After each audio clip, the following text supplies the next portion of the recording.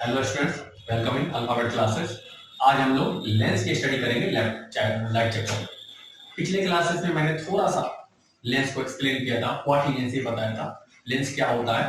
तो एक बार फिर से जान लेते हैं। और curve pieces of transparent glasses, ठीक है, which is a part of a solid curve sphere.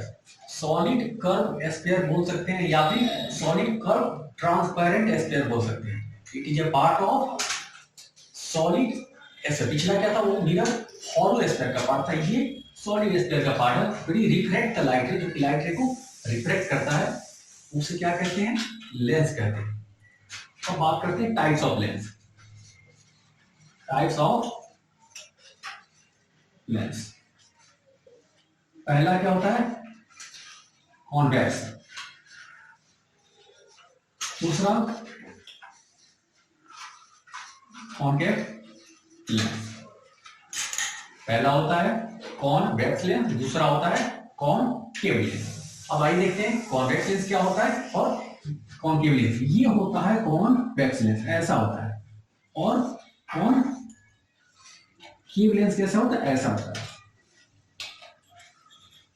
अब ये कैसे हम लोग कहेंगे कि ये क्या बोलते हैं, सॉलिड स्फीयर का पार्ट होता है। देखिए कैसे होता है, आमतौर पे ये एक स्फीयर है, ये ऐसे इसको देखते तो ये जो पार्ट हुआ ये है कॉन्वेक्स लेंस।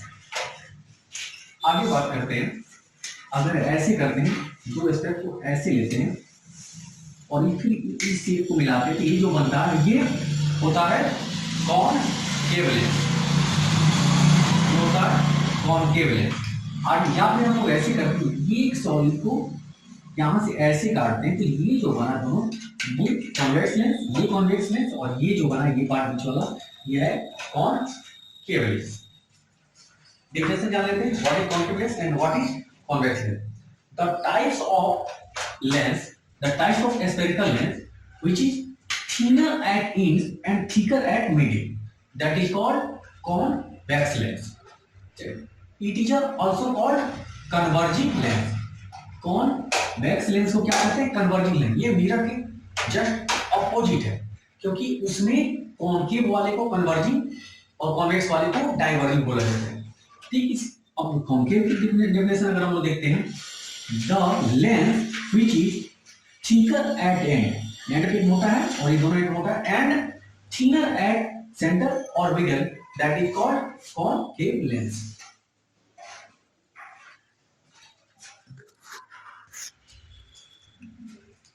लेंस की अगर बेसिक टर्मिनोलॉजी की बात करते हैं कि फोकस क्या होता है, फोकल लेंस, फिर ये सेंटर ऑफ कर्वेचर जो जैसे कि मिरर में था, उसमें इसमें क्या होता है, तो थोड़ा सा मात्र माइनर डिफरेंस है। जैसे कि ये सपोज दैट अपना लेंस है, ये कॉन्वेक्स लेंस लिया मैंने, तो इसका जो पोल होता था उसमें मिरर में, ये हो जाएगा ऑप्टिकल सेंटर।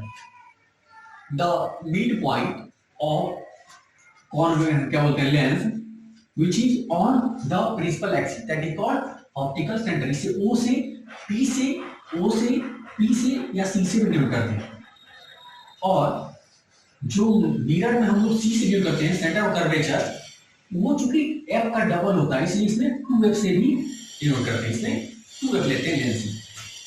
तो बस यही डिफरेंस है, इसमें बेसिक टर्मिनोलॉजी की बात करते हैं। अब आगे बात करते हैं rules of image formation of spherical lens.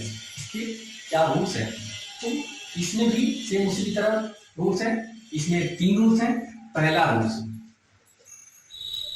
when light ray coming parallel to the principal axis, लगे ये F है, ये 2F है, ये O है, ये F है, ये 2F है, parallel to the principal axis, then after refraction it passes through the focus। ये रिफ्रैक्शन के बाद कहां से पास करेगा, फोकस से। सेम कॉनकेव क्या बोलते हैं, कॉनकेव में भी ऐसा ही होता है, बट ऐसा क्या बोलते हैं, पास करता हूं इमेजिनरी इसमें शो होता है। ये अगर ऐसे बनाते हैं ये अगर लाइट ऐसे आता है तो ये चला जाएगा ऐसे, बट यहाँ पे फोकस है तो ऐसा प्रतीत होगा कि अगर यहाँ पे आई डायरेक्ट देखते हैं ऐसा प्रतीत होगा कि यहाँ से होकर ये गुजर रहा है। सिर्फ दोनों में एक ही जैसा होगा। तो पहला रूल था कि व्हेन लाइट रे कमिंग, जब light ray parallel principal axis से पैरेलल आती है तो बेंड होने के बाद कहां से होकर गुजरेगी, ये मेन फोकस से होकर गुजरेगी।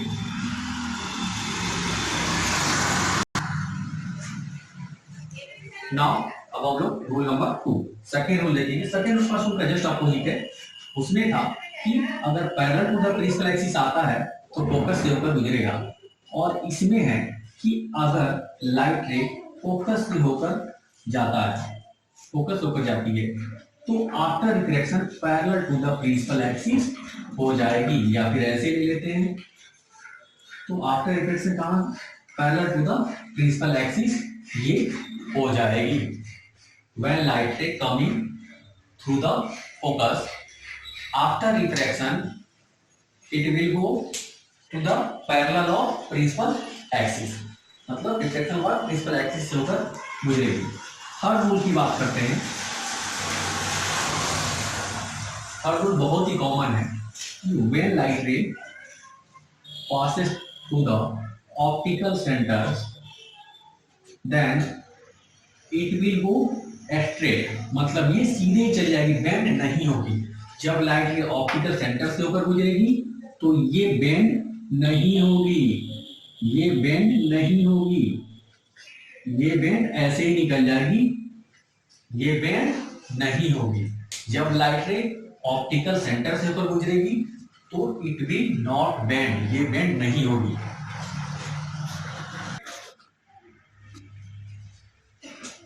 तो साइन कन्वेक्शन ऑफ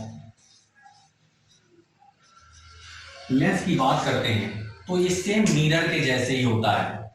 लाइट रे के डायरेक्शन में जब मेजर करेंगे तो पॉजिटिव लेंगे, अपोजिट टू द डायरेक्शन लेंगे तो निगेटिव लेंगे।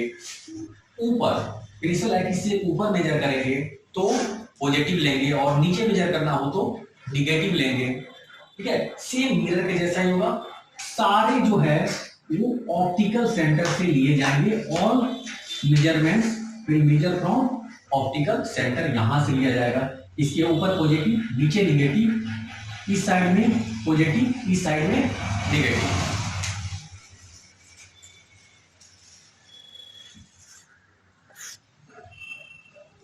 अब बात करते हैं magnification of lens. What is magnification of lens? The ratio of object height and image height, or the ratio of object distance and image distance and object distance, ratio of image distance and object distance, या फिर ratio of image height and object height, that is called magnification. ध्यान रखना होगा, mirror में जो क्या था, mirror में यहाँ पे निगेटिव लगा था जबकि इसमें पॉजिटिव होगा। मिरर में निगेटिव लिया गया था जबकि इसमें पॉजिटिव लेंगे। इस बात का हमें ध्यान रखना होगा, मिरर और लेंस में कंफ्यूज नहीं होना है। मिरर में यहाँ पे निगेटिव था जबकि लेंस में यहाँ पे पॉजिटिव होगा।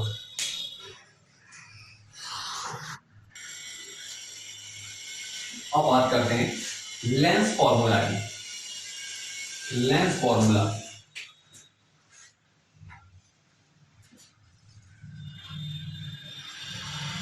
और